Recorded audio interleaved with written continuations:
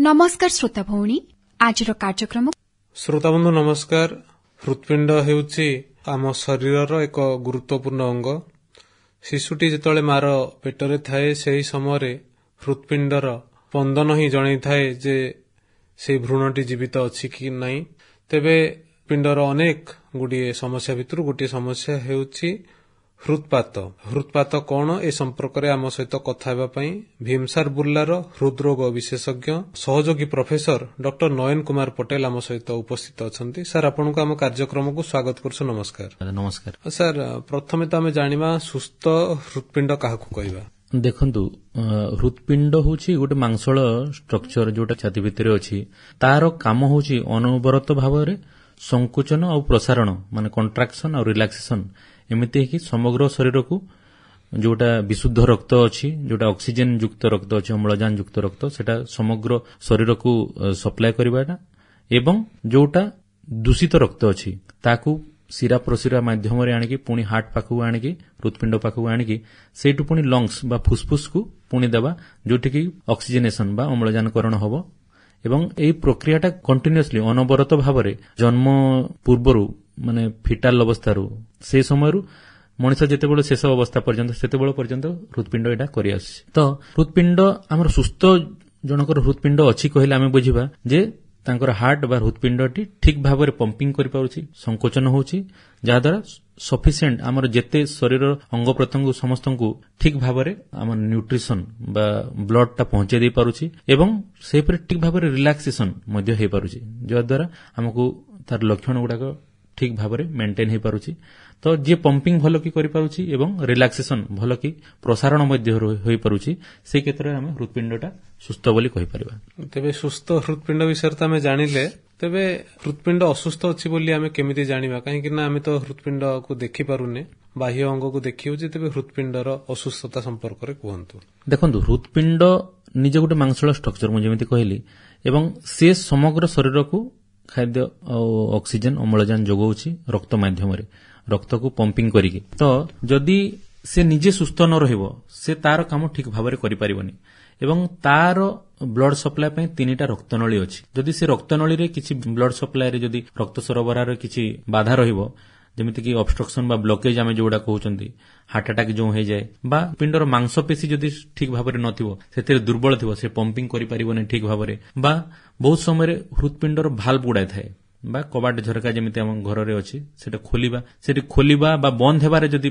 Problem आसीबो ताहले हृदपिंडर जो blood बाहरी थाए ताकू अवरुद्ध हेबो एवं ब्लड रो लीकेज जदि हेबो ताहले हृदपिंडटी अत्यधिक भाराक्रांत हो पड़िबो, अत्यधिक ब्लड ताकू पंप करियो पड़िबो। तो एमिति विभिन्न कारण अछि, विभिन्न infection, viral infection, bacterial infection एई सब माध्यम रे जदि हृदपिंडर मांसपेशीटा जदि भी इन्फेक्शन हले जाकू हमें मायोकार्डाइटिस कहउछु सेतिरे भी मांसपेशी गुडाको सेटा दुर्बल होई परंती जहा फल रे से माने ठीक भाव रे ब्लड पंप करि पारंती नै। तो एगुडा विशेष कारण जोटा कि हार्ट अटैक बा हार्ट रक्तनली रे ब्लॉकेज जोटा कहउचंती बा हार्ट रो मांसपेशी दुर्बल जोटा कि आमे कार्डियोमायोपैथी कहउछु एवं किछि भाइरल इन्फेक्शन कहंतु बा भाल्व्स रो किछि प्रॉब्लम टाइटनेस अछि बा लीकेज अछि लूज अछि सेतिरे हार्ट रो मांसपेशी ऊपर बारंबार अत्यधिक प्रेशर बा चाप पड़िले बेले बेले हार्ट फेल करि जाय बा ताकू हम हार्ट फेलियर कहउचंती बा ओडिया रे ताकू हमें हृदपात बोली कहउचंती।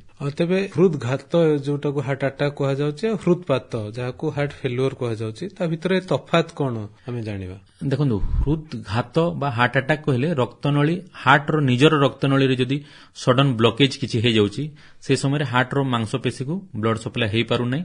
तो धीरे धीरे सेटा को जदि हमें न खोलिबा कोनोसी माध्यम रे बा ऑपरेशन करी हो बा मेडिसिन किछि देहि हो ताकू जदि से ब्लॉकेज को न खोलिबा धीरे धीरे से जो एरिया को रक्त सरबराह करूथबो से रक्तनलीटा से धीरे धीरे डैमेज बा बाधा प्राप्त होबो, तार कार्यक्षमता रे बाधा प्राप्त होबो। एटा को हमें हार्ट अटैक कहउचंती जोतरे कि हमर छाती रे बहुत सिवियर जोर रे हमर छाती पीड़ा हुए। एटा गोटे स्लो प्रोसेस एटा हार्ट अटैक। तो हार्ट अटैक हेई कि मांसपेशीटा दुर्बल हैला धीरे धीरे धीरे से पंपिंग कैपेसिटी तार कमिला तो से लैंड अप करिवो कोन हार्ट फेलियर। एटा हार्ट अटैक हार्ट फेलियर रो गोटे कारण। हार्ट फेलियर अन्य कारण हृदपातर बहुत कारण अछि जोथरु हार्ट अटैक गोटे मांसपेशी दुर्बल हैला परे हार्ट फेलियर जोटा होई जाय। तबे हार्ट फेलियर मुख्य कारण गुडी को जेमिति आपण कहिले जे मांसपेशी दुर्बल हेबो, मांसपेशी काहे कि दुर्बल हेई थाए। देखंतु किछि जोटा हमें कार्डियोमायोपैथी कहिले किछि जनकर ହାର୍ଟର ମସଲର ଜେନେଟିକ୍ସ ଯୋଉଟା ଜିନ୍ ଗୁଡାକ ଅଛି ସେଟା ଆମ ବାପା ମାଙ୍କଠୁ ଯୋଉଠୁ ଆମେ ପାଉଛୁ ସେଟା ସେଥିରେ ହିଁ କିଛି ଡିଫେକ୍ଟ ରହୁଛି। ତାହେଲେ ହାର୍ଟର ମାଂସପେଶୀ ଯେମିତି ଭାବରେ କଣ୍ଟ୍ରାକ୍ସନ ସଂକୋଚନ ପ୍ରସାରଣ ହେବା କଥା ସେଇଟା ଠିକ୍ ଭାବରେ ହେଇପାରୁନି। ତ ଏଟା ଆମର ଜେନେଟିକ୍ କଜ୍ ଅଛି, ଏଟା ଆମେ ବଦଳେଇ ଦେଇ ପାରିବା ନାହିଁ। ଏଟା ଗୁଣସୂତ୍ରରେ ବାପା ମାଙ୍କଠୁ ଆମ ପାଖକୁ ଆସିଛି। ଯେମିତି କହିଲି ହାର୍ଟ ଆଟାକରେ ହାର୍ଟରେ ରକ୍ତନଳୀରେ ବ୍ଲକେଜ୍ ହେଇକରି ଗୋଟେ ଏରିଆ ଡ୍ୟାମେଜ୍ ହେଇଯାଉଛି, ତ ସେଥିରେ ବି ହାର୍ଟ ଫେଲିଓର ହବ। ତ ଏଟାକୁ ଆମେ କୋରୋନାରୀ ଆର୍ଟେରୀ ଡିଜିଜ୍ କହୁଛୁ, ଯୋଉଟା କି ହାର୍ଟର ରକ୍ତନଳୀରେ ଅତ୍ୟଧିକ କୋଲେଷ୍ଟ୍ରୋଲ ଜମା ହେଇକି ସେଟା ହଉଛି। ବିଭିନ୍ନ ସମୟରେ ଭାଇରାଲ ଇନଫେକ୍ସନ, ବ୍ୟାକ୍ଟେରିଆଲ ଇନଫେକ୍ସନ ହାର୍ଟର ମାଂସପେଶୀକୁ ଯଦି ଇନଫେକ୍ଟେଡ୍ ହେଇଗଲା ସେଟା, ତ ସେଥିରେ ତାର ପମ୍ପିଂ କାପାସିଟିରେ ସେଟା ବି କମ୍ ହେଇଯିବ ଏବଂ ହାର୍ଟ ଫେଲିଓର ଶିକାର ହେବ। ବହୁତ ସମୟରେ ସଡନ୍ ଅତ୍ୟଧିକ ଭାବରେ ଷ୍ଟ୍ରେସ୍ ଇଣ୍ଡ୍ୟୁସ୍ଡ କାର୍ଡିଓମାୟୋପାଥି ବି କହୁଛନ୍ତି। ସଡନ୍ କାହାର ନିଜର ଆତ୍ମୀୟ ସ୍ୱଜନଙ୍କ କାହାର ଡେଥ୍ ହେଇଗଲା ବା କିଏ ମୃତ୍ୟୁ ହୋଇଗଲା ବା ସଡନ୍ ଯୋଉଥିରେ କି ଷ୍ଟ୍ରେସ୍ ହରମୋନ ଗୁଡାକ ବହୁତ ନିର୍ଗତ ହୁଏ, ସେଥିରେ ଷ୍ଟ୍ରେସ୍ ଇଣ୍ଡ୍ୟୁସ୍ଡ କାର୍ଡିଓମାୟୋପାଥି ବି ହୋଇଥାଏ। ବହୁତ ସମୟରେ ଯେତେବେଳେ ଗର୍ଭବତୀ ମହିଳାମାନେ ଡେଲିଭରି ପାଖାପାଖି ବା ଡେଲିଭରି ପରେ ପରେ ବି ହାର୍ଟ ଫେଲିଓର ଶିକାର ହେଇଥାନ୍ତି, ତାକୁ ପେରିପାଟମ୍ କାର୍ଡିଓମାୟୋପାଥି ଏମିତି କହୁଛନ୍ତି। ଏବଂ ଆଜିକାଲି ରୁମାଟିକ୍ ହାର୍ଟ ଡିଜିଜ୍ ଯୋଉଟା ଆମେ କହୁଛନ୍ତି, ଗଣ୍ଠି ବାତ ଜନିତ ସମସ୍ୟା ଛୋଟ ବାଲ୍ୟ ଅବସ୍ଥାରୁ ଥାଏ, ଯୋଉଥିରେ ଆମେ ପେନିସିଲିନ୍ ଇଞ୍ଜେକ୍ସନ ପ୍ରୋଫାଇଲାକ୍ସିସ୍ ବି ଦିଆ ହଉଛି। ଯୋଉମାନଙ୍କର ରୁମାଟିକ୍ ହାର୍ଟ ଡିଜିଜ୍, ରୁମାଟିଜିମ୍ ଯୋଉଟା କହୁଛନ୍ତି, ଗଣ୍ଠି ବାତ ଜ୍ୱର ସମସ୍ୟା ରହିଛି, ସେମାନଙ୍କର ହାର୍ଟର ଭାଲ୍ଭ ଗୁଡାକ ଏଫେକ୍ଟ, ଯଦି ଭାଲ୍ଭ ଗୁଡାକ ଟାଇଟ୍ ହେଇଯାଏ ତ ଭାଲ୍ଭ ହାର୍ଟରୁ ଯୋଉ ବ୍ଲଡ ସାମ୍ନାକୁ ଯିବା କଥା ଠିକ୍ ଭାବରେ ଯାଇପାରିଲାନି, ଅବରୁଦ୍ଧ ହେଇଗଲା ବା ଅତ୍ୟଧିକ ପରିମାଣରେ ବ୍ଲଡ ଲିକେଜ୍ କରିଗଲା, ଭାଲ୍ଭ ଠିକ୍ ଭାବରେ ବନ୍ଦ ହେଇପାରିଲାନି, ଏଟା ଆମେ ଭାଲ୍ଭୁଲାର କାର୍ଡିଓମାୟୋପାଥି ବି କହୁ, ଭାଲ୍ଭ ଇନଭଲଭମେଣ୍ଟ ଜନିତ। ଏମିତି ଅନେକ କାରଣ ଅଛି ଯୋଉଥିରେ କି କାର୍ଡିଓମାୟୋପାଥି ହେଇପାରିବ। ତେବେ ଜଣେ ଲୋକକୁ ହାର୍ଟ ଫେଲୁଅର ହବାର ସମ୍ଭାବନା ଅଛି ବା ତାର ମାଂସପେଶୀ ଦୁର୍ବଳ ଅଛି, ସେ ତାର ଲକ୍ଷଣ ଗୁଡାକ କଣ ସେ ନିଜେ ଜାଣିପାରିବ ବା ତା ସାମ୍ନାରେ ବା ତା ଘର ଲୋକ ଯୋଉମାନେ ତା ସହିତ ଚଳୁଛନ୍ତି? ଏଇଟା ହେଉଛି ସବୁଠୁ ଗୁରୁତ୍ୱପୂର୍ଣ୍ଣ କଥା, କାହିଁକି ନା ଗୋଟେ ସାଧାରଣ ଲୋକ ଜାଣିପାରିବନି, ସେ ତ ତା ହାର୍ଟ ବିଷୟରେ ଅବଗତ ଏତେ ଥିବ କି ନାହିଁ, କିନ୍ତୁ ହାର୍ଟ ଫେଲିଓର ହେଲେ ଆମେ ଲକ୍ଷଣରୁ ହିଁ ଜାଣିପାରିବା ଯେ ଦେଖନ୍ତୁ ଯୋଉ କାମଟା ଆଗରୁ ବହୁତ ଅଳ୍ପ ଏଫର୍ଟରେ, ମାନେ ଅଳ୍ପ ପରିଶ୍ରମ ଯୋଉ କାମଟା ଇଜିଲି ବହୁତ ସାଧାରଣ ଭାବରେ କରିଦେଇ ପାରୁଥିଲା, ଏବେ ସେଇ କାମ ପାଇଁ ତାକୁ ଅତ୍ୟଧିକ ଧଇଁସଇଁ ହେଇଯାଉଛି ହେଲା, ଅଳ୍ପ ଟିକେ କାମ କରିକି ଅତ୍ୟଧିକ କ୍ଳାନ୍ତି ଅନୁଭବ କରୁଛି, ଯୋଉଥିରେ କି ଆମ ସମଗ୍ର ଶରୀରର ସ୍କେଲେଟାଲ ମସଲ, ଆମର ମାଂସ ପେଶୀ ଗୁଡା ଯୋଉଗୁଡା, ତାକୁ ଠିକ୍ ଭାବରେ ଯଦି ବ୍ଲଡ ସପ୍ଲାଏ ହେଇପାରିବନି, ସେ ଥକିଯିବ, କାମ କରିପାରିବନି। ତ ଯୋଉ କାମ ଆଗରୁ ଆମେ ଠିକ୍ ଭାବରେ କରିପାରୁଥିଲେ, ସେତିକି କାମ ବା ତାଠୁ ଅଳ୍ପ କାମରେ ଆମେ ଧଇଁସଇଁ ହେଇଯାଉଛୁ। ଏମିତିକି ସାର୍ଟ ଗୋଟେ ପିନ୍ଧିଲେ, ମୁଣ୍ଡ କୁଣ୍ଡେଇଲି, ବଟନ ଦେଲି, ବ୍ରଶ କଲି, ଏଇଥିରେ ବି ମଣିଷ ଧଇଁସଇଁ ହେଇଯାଉଛି। ଦୈନନ୍ଦିନ କାମ, ନୀତିଦିନିଆ ଯୋଉଟା କି ଆମେ କାମ ବୋଲି ଭାବୁ ନାହିଁ, ସେଇ କାମରେ ବି ଜଣେ ଧଇଁସଇଁ ହେଇଯାଉଛି। ଗମ ଗମ ଝାଳ ବାହାରି ଯାଉଛି, ରାତିରେ ଅତ୍ୟଧିକ ପରିସ୍ରା ହଉଛି, ରାତିରେ ଭାବରେ ଠିକ୍ ଭାବରେ ଯଦି ଖଟରେ ଶୋଇ ପାରୁନି, ତାକୁ ବସିଲେ ଯେ ଟିକେ ଭଲ ଲାଗୁଛି, ସିଧା ହେଇକି ଉଠି ପଡୁଛି ରାତିରେ। ଏଇସବୁ କାରଣ, ଏଇସବୁ ଲକ୍ଷଣ ଯଦି ଦେଖିବା, ପାଦ ଫୁଲି ଯାଉଛି, ଅତ୍ୟଧିକ ଓଜନ ବୃଦ୍ଧି ହେଉଛି, ମାନେ ନିସ୍ତେଜ ହେଇକି ରହୁଛି, ହୃଦ ଗତିର ସ୍ପନ୍ଦନ, ଆମ ସ୍ପନ୍ଦନର ହାର ବହୁତ ଦ୍ରୁତ ଗତିରେ ଧଡ଼ ଧଡ଼ ଧଡ଼ ଛାତି ଧଡ଼ ଧଡ଼ ହେଉଛି, ନିଶ୍ୱାସ ବେଗ ବଢି ଯାଉଛି, ଏଇସବୁ ଭୋକ ହଉନାହିଁ, ଓଜନ ବଢି ଯାଉଛି, ସବୁବେଳେ ପେଟଟା ଫୁଲେଇଲା ଲାଗୁଛି, ହଜମ ହଉନାହିଁ, ଏଇସବୁ ଲକ୍ଷଣ ହେଉଛି ଆମ ହୃଦପାତ ବା ହାର୍ଟ ଫେଲିଓର।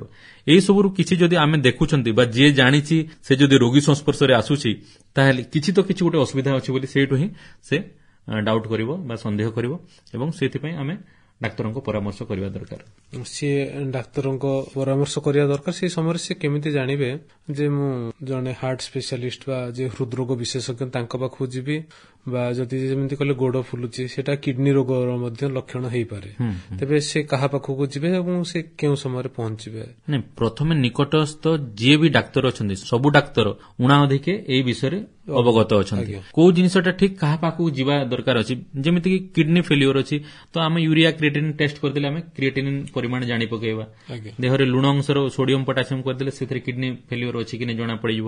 ଯେମିତି ହାର୍ଟ କହୁଛନ୍ତି, ଆମେ ହାର୍ଟର ଅସୁବିଧା ଯଦି ଅଛି ବୋଲେ ଇଲେକ୍ଟ୍ରୋକାର୍ଡିଓଗ୍ରାଫି, ଯୋଉଟା ଇସିଜି କହୁଛନ୍ତି, ଇକୋକାର୍ଡିଓଗ୍ରାଫି, ଇଭେନ୍ ଏକ୍ସରେ ସବୁ ଜାଗାରେ ଆଭେଲେବୁଲ ଅଛି। ଛାତିର ଏକ୍ସରେ ଗୋଟେ କଲେ ସେଥିରେ ଦେଖିବା ଛାତିରେ ଯଦି ପାଣି ଜମି ଯାଉଛି, ହାର୍ଟର ସାଇଜ ଆକାର ଯଦି ବହୁତ ବଡ ହେଇଯାଇଛି, ସେଇଥିରୁ କୌଣସି ବି ଯିଏ ଡାକ୍ତର ଅଛନ୍ତି ଏଇ ସବୁ ଟେଷ୍ଟ ଗୁଡାକ, ଆଜିକାଲି ବହୁତ ବ୍ଲଡ ଟେଷ୍ଟ ଆସିଗଲାଣି, N terminal NT pro BNP ଗୋଟେ ଟେଷ୍ଟ ଆସୁଛି, ସେଥିରେ ବି ଯଦି ଆପଣ ଟେଷ୍ଟ କରୁଛନ୍ତି, ସେଥିରେ ବି ଯଦି ଅତ୍ୟଧିକ ପରିମାଣ ଆସିଲା, ତାହେଲେ ହାର୍ଟ ଫେଲିଓର ଅଛି ବୋଲି ସେମାନେ ଜାଣିପାରିବେ ଏବଂ କାର୍ଡିଓଲୋଜିଷ୍ଟ ବା ହୃଦରୋଗ ବିଶେଷଜ୍ଞଙ୍କ ପାଖକୁ ତାକୁ ରେଫର କରିଦେଇ ପାରିବେ। ତେବେ ଜଣେ ରୋଗୀ ଡାକ୍ତର ପାଖକୁ ଆସିଲେ, ତେବେ ହାର୍ଟ ଫେଲିଓରକୁ କେମିତି ହାର୍ଟ ସକ୍ସେସରେ ଆମେ ପରିଣତ କରିବା, କେମିତି ସିଏ ସଫଳତାର ସହିତ ପୁଣି ଜୀବନ ଯାପନ କରିବ। ଦେଖନ୍ତୁ ହାର୍ଟ ଫେଲିଓର ବା ହୃଦପାତ ଯୋଉଟା କହୁଛନ୍ତି, ଫେଲିଓର ମାନେ ହାର୍ଟ ଫେଲ ହେଇଗଲା ମାନେ ଜୀବନ ଚାଲିଯିବ ଏମିତି ନୁହଁ। ଏଟା ଗୋଟେ ସାଧାରଣ ଲୋକମାନେ କହନ୍ତି ହାର୍ଟ ଫେଲ ହେଇଗଲା ତାର ଜୀବନ ପଳେଇଗଲା, ଏମିତି ନୁହଁ। ଯେ ହାର୍ଟ ଫେଲିଓର ଯଦି ଆମେ ପ୍ରାଇମେରୀ ଷ୍ଟେଜରୁ ଆମେ ଯଦି ଡାୟଗ୍ନୋସ୍ କରିଦେଲା, ଏବେ ଆଜିକାଲି ବହୁତ ଗୁଡାଏ ଭଲ ଔଷଧ ଆସିଗଲାଣି, ସେଥିରେ ଆମେ ଠିକ ଟାଇମରେ ଯଦି ଆମେ ଡାୟଗ୍ନୋସିସ୍ କରିକି ଟ୍ରିଟମେଣ୍ଟ କରିବା, ବହୁତ ପରିମାଣରେ ତାର ଭୟାବହତାକୁ ଆମେ ଦୂରେଇ ଦେଇପାରିବା।